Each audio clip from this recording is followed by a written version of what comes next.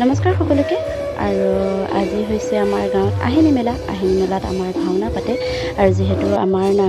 গাঁওখনত 14টা নামঘৰৰ ভিতৰত 5টা নামঘৰতে আহিনী মেলাত ভাওনা পাতে আৰু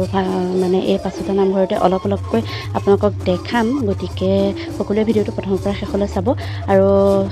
শ্ৰী শ্ৰী মথুৰা দাস বুঢ়াতাৰ আজি তিৰুভাৱ তিথি আৰু প্ৰত্যেক বছৰে আমাৰ এই তিথিটোতে ধুনীয়াকৈ মানে আহিনী মেলা উদযাপন কৰে গাঁৱৰ সকলো ৰাইজে মিলি পেলাই বহুত ধুনীয়া এটা পৰিৱেশ হয় আৰু বহুত ধুনীয়া উৎসৱ হয় এইটো আৰু এইফালে মই ভাওনাৰ অলপ পৰিৱেশ আপোনালোকক দেখাইছোঁ এইফালে কৃষ্ণ ওলাইছে মেইন আমাৰ যি গতি গাঁওখনৰ ভিতৰত যিটো বুঢ়া নামঘৰ আমাৰ তাতেই মানে ভাওনা সকলোৱে মানে